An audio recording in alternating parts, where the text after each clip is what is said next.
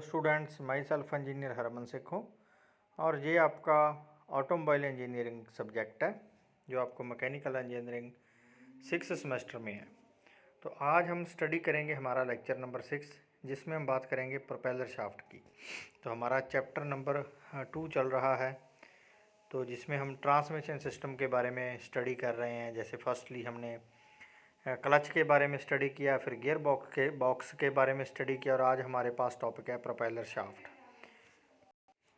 The propeller shaft is a driving shaft which connect the transmission main और the output shaft of the gear box to the differential at the rear axle. जो propeller shaft है वो main shaft होती है जो connect की होती है जो हमारे गियर बॉक्स की आउटपुट के साथ और हमारे डिफरेंशियल के इनपुट के साथ, जो पावर ट्रांसमिट करती है to the rear axle. It transmits the power from the gear box to the rear axle through the universal joint fitted on either end of the shaft. तो दोनों side propeller shaft के universal joint लगे होते हैं। तो universal joint क्यों लगे होते हैं, इसका मेन काम ये होता है भी जैसे गाड़ी अनइवन रोड के ऊपर मूव करती है तो जो हमारी प्रोपेलर शाफ्ट है वो एक लाइन में रहे। अगर हम वहाँ पर कोई रिजिड जॉइंट लगा देंगे, जहाँ जैसे बोल्ट जॉइंट या वेल्डिंग कर देंगे शाफ्ट की, तो पहले तो उसे रोटेट होने में प्रॉब्लम होगी, फिर जब वो मिस अलाइन होगी, अपनी लाइन से हटेगी, तो वो टूट सकती है। इसीलिए हम यहाँ पर यूनिवर्सल जॉइंट का यूज़ करेंगे। Function: the propeller shaft operates at various length and varied angle. जैसे मैंने आपको बताया अभी उसने अपनी लाइन से हटकर भी चलना है मिस लाइन में, तो वो एक वेरिड एंगल पर भी मूव कर सकती है। The gear box is bolted to the engine and the engine is turned is somewhat rigidly attached to the frame by rubber mounting pads. जो हमारा गियर बॉक्स है वो बोल्टेड किया जाता है इंजन के साथ और इंजन हमारा फ्रेम के साथ अटैच होता है, जिसमें हम रबड़ के पैड लगाते हैं अपनी नॉइस और वाइब्रेशन को कंट्रोल करने के लिए। The rear axle housing with wheels and differential is attached to the frame by springs. जो हमारे रेयर एक्सल है जिसने पावर लेकर जानी है हमारे बैक वाले टायरों की तरफ और हमारा डिफरेंशियल अटैच किया गया है, तो वो फ्रेम के साथ एक स्प्रिंग सिस्टम से अटैच किए गए हैं। When the vehicle moves on the road the spring compress and expand due to uneven road. जब गाड़ी रोड के ऊपर चलती है तो स्प्रिंग कंप्रेस भी होते हैं, एक्सपैंड भी होते हैं, क्योंकि गाड़ी अनइवन रोड के ऊपर चल रही है। This change the angle of the drive between the propeller shaft and the transmission shaft as well as the distance between the gearbox and differential। तो इससे फिर वो शाफ्ट अपनी लाइन से हट जाती है, डिस्टेंस क्रिएट करती है transmission. The propeller shaft is not in the same line. तो प्रोपेलर शाफ्ट एक सेम लाइन में वर्क नहीं करती of the gear box output shaft but it runs in the rear axle at an angle because the level of the rear axle is lower than the gearbox। क्योंकि पहली बात तो road uneven आ गई, दूसरी बात जो हमारा रेयर एक्सल है वो थोड़ा सा गियर बॉक्स से नीचे लगा होता है, मतलब वो उसके सिर्फ लाइन में एक एंगल में नहीं होता, थोड़ा सा नीचे लगा होता है। तो to adjust this type of angular momentum angular motion the universal joint is provided, and to adjust for the change in length of the propeller shaft a slip joint is provided। तो हमें एक slip joint provide किया जाता है। There are in general two types of propeller shaft, solid और hollow। दो तरह की propeller shaft यूज़ की जाती है, एक तो जो solid होती है और एक hollow बीच में खाली होती है। These are also known as enclosed type and open type and are made of a good quality alloy steel। The enclosed type propeller shaft is of solid cross section. It is generally enclosed in a tabular structure called as a torque tube. This torque tube is rigidly connected to the gearbox causing by the spherical bearings। जो हमारी enclosed type propeller shaft है उसका solid cross section होता है और ये tubular structure में होती है और इसमें एक टॉर्क ट्यूब भी लगी होती है जो डायरेक्टली रिजिड की जाती है हमारे गियर बॉक्स के साथ। टॉर्क कन्वर्टर का हम यूज़ करते हैं टॉर्क को कन्वर्ट करने के लिए, जो हमने लास्ट लेक्चर में स्टडी किया था। For resisting the torque reaction this type of propeller shaft is supported by roller bearings inside torque tube both at the front and rear. A transverse semi-elliptic spring type rear suspension mount on the rear cross member of the chassis frame is used with this type of propeller shaft. तो इस तरह की propeller shaft के साथ हम semi elliptic spring का use करेंगे ताकि हम गाड़ी को जब अनइवन रोड पे मूव करेगी तो वो शॉक को ऑब्जॉर्व कर सके। तो ये हमारे पास एक प्रोपेलर शाफ्ट की डायग्राम है। तो स्लिप जॉइंट लगा हुआ है, एरो के साथ शो किया गया है और दोनों एंड के ऊपर हमारा जो है यूनिवर्सल जॉइंट हमें दिखाई दे रहा है। The open type propeller shaft है shown in figure 3.14. It is mostly used in heavy commercial vehicles, different type of medium and light vehicle. तो ये मोस्टली यूज़ की जाती है हमारे हैवी कमर्शियल व्हीकल में और मीडियम और लाइट व्हीकल में भी ये हमारी सॉलिड वाली प्रोपेलर शाफ्ट यूज़ की जाती है। It is provided with 2 universal joints, 1 at each end, and a slip joint is provided to adjust for the change in length of the shaft.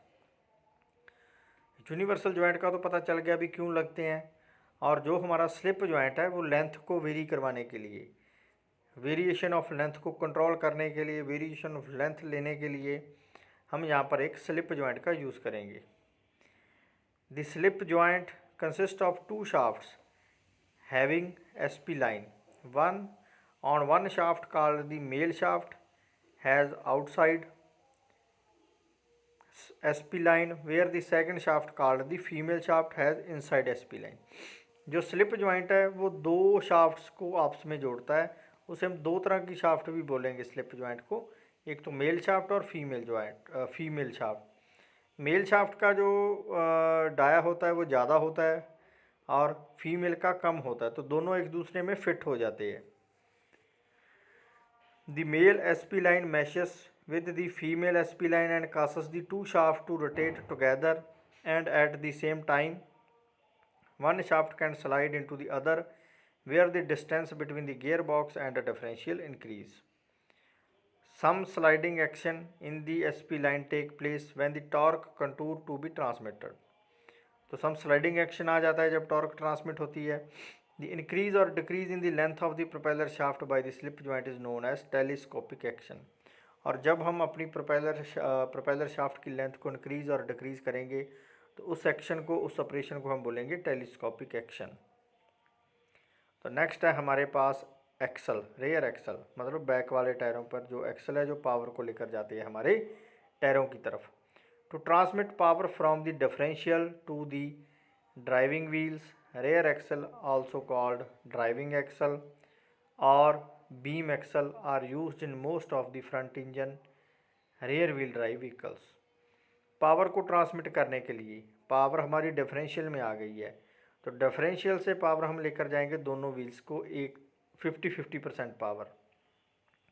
Rare axle को हम driving axle भी बोलेंगे क्योंकि हमारे engine की जो सारी की सारी पावर है वो बैक टायरों के पास जा रही है और वो टायर आगे वाले टायरों को मूव करवाएंगे, इसीलिए हम उसे ड्राइविंग एक्सल भी बोल सकते हैं।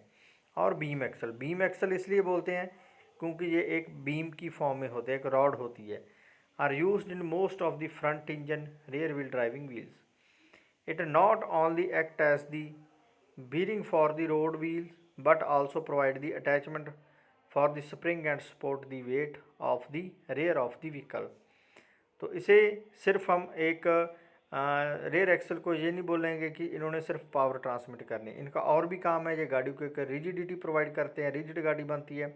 और दूसरा जो हमारा सस्पेंशन सिस्टम है, स्प्रिंग सिस्टम है, वो हमारे रेयर एक्सल के साथ अटैच किया जाता है ताकि गाड़ी किसी खड्डे में बजती है या कोई शॉक आता है तो वो उसको ऑब्जॉर्व कर सकें। तो नेक्स्ट है हमारे पास यूनिवर्सल जॉइंट। यूनिवर्सल जॉइंट आप इस डायग्राम में देख रहे हो, इसे एक हुक जॉइंट भी बोलते हैं क्योंकि इसकी शेप है जो हुक की तरह होती है। तो क्लियरली व्यू हमें दिखाया गया है यूनिवर्सल जॉइंट का। एक तरफ शाफ्ट लगी है लेफ़्ट हैंड साइड और राइट हैंड साइड, और जो राउंड पोर्शन है उसे हम योक बोलते हैं। और जो एंड पे पॉइंट पे अटैच है योक जिसके साथ, वो क्रॉस पीसेस है। तो हम इसे स्टडी करते हैं। Universal joints are used for connecting 2 shafts inclined to one another at angle. अगर हमने किसी भी शाफ्ट को किसी एंगल पे जोड़ना है और उससे पावर उसको रोटेट करवाना है तो उसे हम बोलेंगे universal joint. For transmitting the rotary motion from the engine to the road wheels throughout the variation in the position of the rear axle with respect to the gearbox and chassis, universal joints are most suitable. तो किसी भी angle पे किसी line में power transmit करने के लिए, चाहे हमारी रोड अनइवन है, चाहे हमारा रेयर एक्सल या हमारा डिफरेंशियल किसी पोजीशन पे लगा है, चैसी किसी अनइवन पोजीशन पे है, तो जहाँ पर हमने पावर ट्रांसमिट करनी है तो मोस्टली यूज़फुल हमारे लिए है universal joint. Figure 3.15a shows the principle of universal joint. तो फिगर से पहले तो आपको क्लियर हो गया होगा यूनिवर्सल जॉइंट कैसा होता है और इसकी वर्किंग कैसी होगी। This is also called hook joint, इसको हुक जॉइंट भी बोलते हैं। Figure 3.15b shows the arrangement of universal joints provide at the end of the propeller shaft to connect it to the gearbox, output shaft and the differential pinion shaft। तो figure में हमें दिखाया गया है कि कैसे हमारा यूनिवर्सल जॉइंट एक तरफ हमारे गियर बॉक्स के साथ जुड़ा हुआ है और एक तरफ हमारे डिफरेंशियल के साथ जुड़ा हुआ है। The differential is located at the lower level than the gear box. जो हमारा डिफरेंशियल है वो लोअर लेवल पे पड़ा है हमारे गियर बॉक्स के, अगर हम उसको लाइन में देखें तो। इसीलिए इस डायग्राम में आपको दिखाया गया है कि कैसे जो हमारी प्रोपेलर शाफ्ट है वो नीचे को आ रही है, मतलब एक टेपर पोजीशन पे पड़ी है। तो इसीलिए हम यहाँ पर यूनिवर्सल जॉइंट का यूज़ कर रहे हैं। अगर हमारे पास शाफ्ट हमारी एक लाइन में होती, हमारे सारे कंपोनेंट एक सिंपल लाइन में अरेंज किए जाते, तो हमें इतने कॉम्प्लिकेटेड जॉइंट की ज़रूरत ना पड़ती, तो हम एक सिंपल जॉइंट लगा सकते थे। Therefore these are connected at an angle with the help of universal joint. The universal joint is a double hinged joint having two Y shaped yokes. हमने लास्ट डायग्राम में देखा था भी हमारे पास दो योक्स है Y shape. One yoke is connected to the driving shaft and second to the driven shaft. तो दोनों तरफ दो योक्स है, तो दोनों तरफ अभी दोनों तरफ शाफ्ट के साथ जुड़े हैं। A cross shaped member called the spider connected the to yokes. और एक हमारे पास क्रॉस्ड मेंबर है, क्रॉस शेप मेंबर है जिसने योक्स को आपस में जुड़ा हुआ है। The four arm of the cross are assembled into the bearings in the end of the two shaft yokes. और उसके एंड के ऊपर बेरिंग्स लगे हैं। The arm of the spider are also called A टर्न्यूअर्स। The driving shaft rotate the spider and the other two trunnions of the spider rotates the driven shaft. तो जो driving shaft है वो rotate कराएगी हमारे spiders को, और उसके साथ हमारे ट्यूनर्स और हमारे जो दूसरे दो स्पाइडर्स है वो ड्रिवन शाफ्ट के वो रोटेट करेंगे। When both the shafts are rotating at an angle, the bearings of the yoke allow them to swing around on the tuners with each revolution. For smooth and prolonged life operation, the universal joint should be properly lubricated. तो उसकी long life के लिए हमें उसे properly lubricated करते रहना चाहिए। तो नेक्स्ट है हमारे पास डिफरेंशियल, जिसका नाम हम बार बार सुन रहे हैं। अभी डिफरेंशियल क्या है? डिफरेंशियल हमारे रेयर एक्सल में भी आया है, हमारी प्रोपेलर शाफ्ट में भी आया है अभी, जिसके साथ हमारी प्रोपेलर शाफ्ट जुड़ती है। तो अब हम इसके बारे में स्टडी करेंगे। When a vehicle travel around a corner, the distance travel by the outer wheels is greater than the that travel by the inner wheels. तो सबसे पहली बात मैंने आपको बताई थी भी डिफरेंशियल क्या है। डिफरेंशियल है हमारे दोनों टायरों की स्पीड को मेंटेन करता है, मतलब सेम स्पीड रखता है या कम ज़्यादा स्पीड करता है, मतलब मेंटेन करना, उसने गाड़ी को स्किड नहीं होने देना।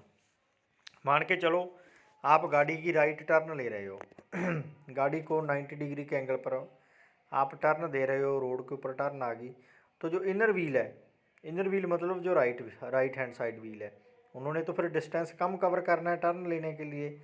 लेकिन जो आउटर व्हील है, जो लेफ्ट हैंड साइड पे रह गए, उन्होंने डिस्टेंस ज़्यादा कवर करना है, मतलब जितना गाड़ी का बेस है उतना डिस्टेंस ज़्यादा कवर करना है। उस ज़्यादा डिस्टेंस में अगर डिफरेंशियल ना होता तो हमारी गाड़ी के जो आउटर व्हील थे उन्होंने स्किड करना था।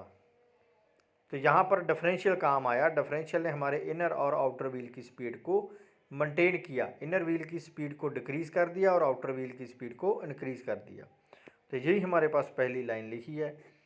When a vehicle travel around a corner the distance travel by the outer wheel is greater than the travel by the inner wheel. If the wheels are mounted on dead axle so that they turn independently of each other. तो अगर हमारे जो wheels है वो dead axle से जुड़े होते, ठीक है, तो उन्होंने इंडिपेंडेंटली टर्न लेना था as the front wheel of the ordinary vehicle. जैसे फ्रंट व्हील है वो ऑर्डनरी जुड़े होते, उसमें डिफरेंशियल नहीं होता। They turn at the different speed to compare for the difference in travel, but as the wheel are driven positively by the engine. But हमारे जो फ्रंट व्हील है उसके ऊपर हम डिफरेंशियल का यूज़ नहीं करते, लेकिन अगर हमारी गाड़ी 4x4 है तो फ्रंट में फिर हम डिफरेंशियल का यूज़ करेंगे। तो बैक व्हील में हमने डिफरेंशियल का यूज़ क्यों किया? क्योंकि वो हमारे ड्राइविंग व्हील्स है, तो उन्होंने आगे वाले व्हील्स को धक्का देना है। और दूसरी बात, जो फ्रंट व्हील है उसके ऊपर स्टीयरिंग आ गया, स्टीयरिंग उनकी स्पीड को मेंटेन कर देता है, ठीक है। But as the wheel are driven positively by the engine, a device is necessary to permit them to revolve at a different speed without interfering with the propulsion of the vehicle. To accomplish this purpose, a system of the gears called the differential is provided to allow the outer wheel to revolve at higher speed than the inner wheel while turn a corner. तो इसीलिए फिर हमने एक differential provide करवाया जो outer wheel की speed को increase कर दे और इनर व्हील की स्पीड को डिक्रीज़ कर दे जब हमने कोई भी टर्न लेनी है। In this way skidding of the inner wheels which involves the sliding friction being very harmful for the life of the tyre is overcome. तो फिर हमने इसके साथ skidding of the inner wheel की स्किडिंग को हमने रिड्यूस कर दिया और इससे हमारे टायरों की घिसावट कम होने लगी। तो फिर हम इसकी कंस्ट्रक्शन एंड वर्किंग स्टडी करेंगे। हमारे पास है इसकी डायग्राम फिगर 3.16 डिफरेंशियल। तो इसमें हमारे पास सबसे पहले तो ड्राइव पिनियन है और एक प्लैनेट पिनियन है जो प्लैनेट गियर हम यूज़ करेंगे। इसमें डिफरेंशियल केज है। प्लैनेट गियर में हमारे पास है सन गियर और एक हाफ शाफ्ट एक्सल शाफ्ट है और सेकंड भी तरफ भी हमारे पास एक्सल शाफ्ट है। राइट और लेफ़्ट दोनों तरफ हमारे पास एक्सल शाफ्ट है जो टायरों को मूव कराती है। और क्राउन व्हील है, बीरिंग लगा है हमारे पास, फिर एक सन गियर लगा है और पिन लगा है और प्लैनेट पिनियन है। Figure 3.16 show the construction and working of the differential mechanism. It consist of the following components. कौन कौन से हैं? क्राउन व्हील और रिंग गियर। सबसे पहले हमारे पास क्राउन व्हील और रिंग गियर है। सेकंड ड्राइव पिनियन और क्राउन पिनियन है। थर्ड हमारे पास केज है। फोर्थ हमारे पास सन गियर है। फिफ्थ हमारे पास प्लैनेट और स्टार पिनियंस है। The drive pinion mesh with the crown wheel. The crown wheel is free to rotate on the rear axle half shaft. जो drive pinion है वो मैश करता है हमारे क्राउन व्हील के साथ। ड्राइव पिनियन हमारा यहाँ पर आप डायग्राम में देख सकते हो, ऊपर हमारे पास एक ड्राइव पिनियन शो किया गया है जो हमारे क्राउन व्हील के साथ मैच करता है। तो यहाँ पर हमारे पास एल शेप के दो गियर है जो बड़े वाले है, ठीक है। Rear axle half shaft whereas the sun gear are SP line on the end of the each half shaft. और जो हमारा सन गियर है इस डायग्राम में हम फिर देखते हैं, सन गियर हमारा डायग्राम में यहाँ पर है, जो दोनों तरफ पैरेलल में सन गियर है वो दोनों तरफ शाफ्ट के साथ अटैच किए जाते हैं। The cage is rigidly attached to the crown wheel और केज हमारा रिजिडली अटैच है। The cage consist of a pin on which two planet pinions are mounted. तो केज में हमारे पास दो पिनियन लगे हैं, तो हम अब दो पिनियन भी देख लेते हैं। हम डायग्राम में आते हैं तो टॉप और बॉटम में हमारे पास दो प्लैनेट पिनियन लगे हैं। दो प्लैनेट पिनियन है, दो सन गियर है, एक हमारे पास ड्राइव पिनियन है और एक हमारे पास है क्राउन व्हील। क्राउन व्हील और ड्राइव पिनियन आपस में अटैच है। दो सन गियर एक्सल्स के साथ अटैच है और दो प्लैनेट पिनियन है जो वो हमारे सन गियर के साथ अटैच है, मैश होते हैं। The planet pinion are free to rotate on the pin but are mesh with the sun gear और सन गियर के साथ अटैच है।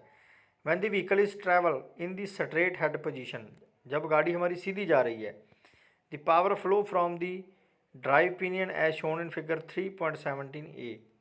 अगर हमारी गाड़ी सीधे रोड पे जा रही है तो एक डॉटेड एरो के साथ हमें शो किया गया है भी डायरेक्टली जो हमारी पावर है ट्रांसमिट की जाती है दोनों तरफ सेम।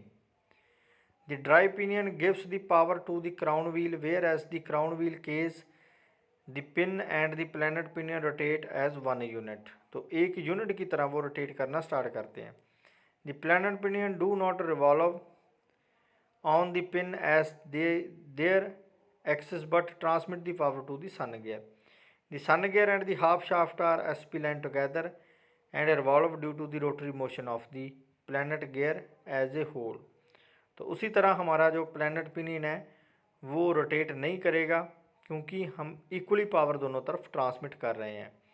तो जो हमारा सन गियर है और जो हाफ शाफ्ट के साथ अटैच है वो equal power, equal rotary motion वो ट्रांसमिट कर रहा है। When the vehicle is taking turn, the planet gear rotate on its shaft to permit the outer rear wheel to turn more quickly than the inner rear wheel as shown in figure 3.17b। और जब हमारी गाड़ी ने turn लेनी है, मान के चलो हमारी गाड़ी राइट टर्न ले रही है, ठीक है, तो फिर जो हमारा प्लैनेट गियर है वो रोटेट करेगा शाफ्ट के ऊपर और परमिट करेगा आउटर व्हील को भी क्विकली रोटेट करे, मतलब उसकी स्पीड इंक्रीज कर देगा। मान के चलो हमारी गाड़ी बी डायग्राम है 3.17b, हमारी गाड़ी लेफ़्ट टर्न ले रही है तो इसमें फास्ट कौन सा होगा, जो राइट हैंड साइड पे व्हील है वो फास्ट हो जाएगा क्योंकि वो आउटर की तरफ आ गया, और जो इनर व्हील है वो स्लो हो जाएगा। तो इस तरह हमारा जो डिफरेंशियल काम करेगा। तो बहुत ही आसान है, सिर्फ 4 तरह के गियर आपने याद रखने हैं। हम डायग्राम के ऊपर फिर आते हैं। हमारे पास एक ड्राइव पिनियन है और क्राउन व्हील है जो आपस में अटैच रहेंगे।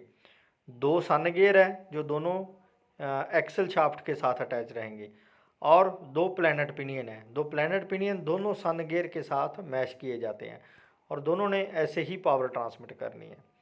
तो आज का आपका लेक्चर समाप्त होता है। Thanks to all of you, thank you.